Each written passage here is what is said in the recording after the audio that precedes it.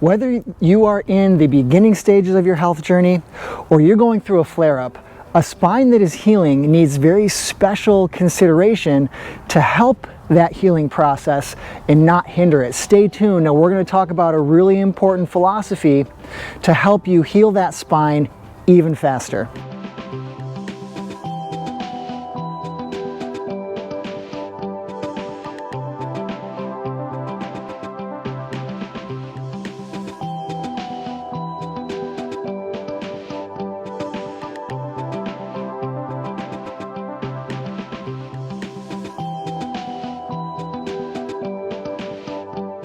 An injured and inflamed spine can often cause radiating symptoms.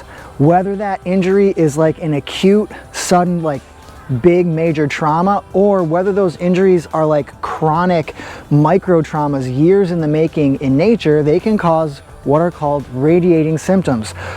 Radiating symptoms are symptoms that originate in one spot, particularly the spine, but oftentimes they radiate and you feel them elsewhere. So when we're talking about the neck as an example, sometimes you can feel symptoms in your hands.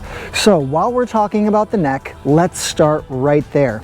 Symptoms that radiate and originate from the neck can easily cause nerve pain. Think burning, numbness, tingling, itch, just weirdness, and that can sometimes feel like it's coming down the neck. It can go across the shoulder, it can go into the shoulder, the arm, the elbow, the forearm, the hand, the wrist, the fingers, and it can affect all of that. Radiating symptoms from the neck can also cause headaches, migraines, vertigo. If you've got radiating pain in the mid-back, a lot of times that'll feel like it can be wrapping around the rib cage and even settling into the front of the chest. And again, that's going to feel like nerve pain, numbness, tingling, burning. It can also sometimes just feel like outright pain, achiness, soreness, you name it. Now, if you've got radiating symptoms originating from your low back, oftentimes that can feel like either pain that's going down the back of your butt. It can go all the way to your feet. It can go down the side of your leg all the way to your feet. It can go down the front or even the inside of your leg all the way to the feet.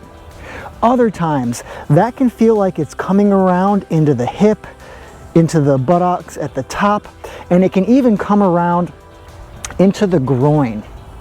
If you have radiating symptoms, whether they are originating from the neck, the mid-back, or the low back, a very important philosophy to wrap your head around and understand completely is called centralization.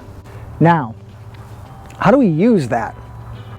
Basically, the further away from my spine I feel those symptoms, the worse it is.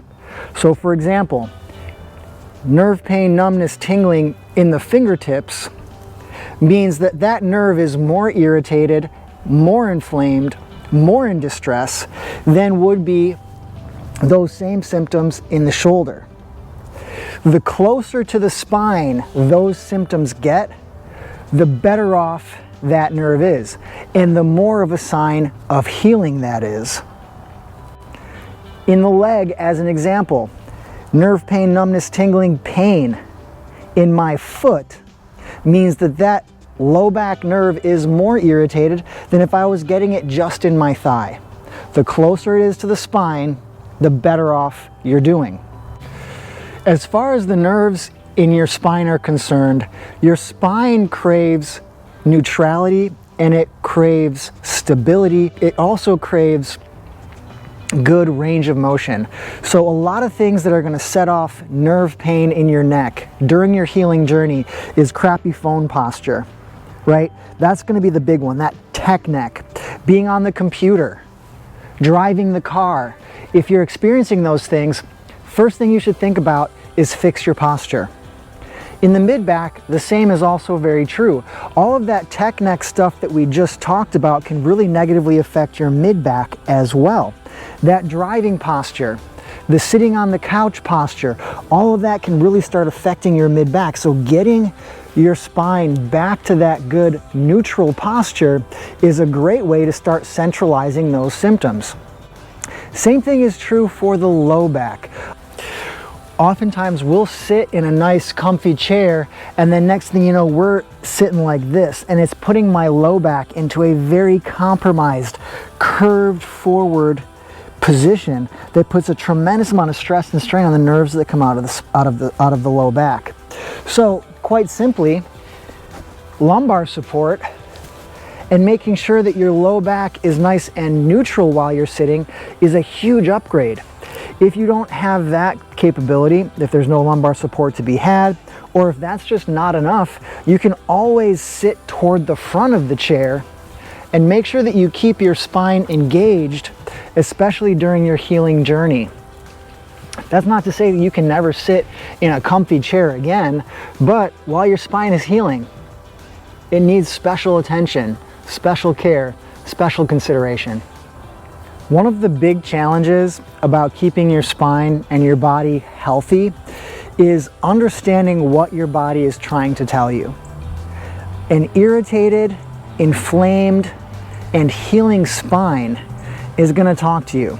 Every single day of your life, every single decision that you make, you're either doing more damage to your body or you're helping it heal. And understanding what your body needs from you on a daily basis, but especially while your spine is healing, is paramount to allowing your spine, your body, to heal and function at its very best. It works synergistically with the care, with the adjustments, with the investments that you're making in your health.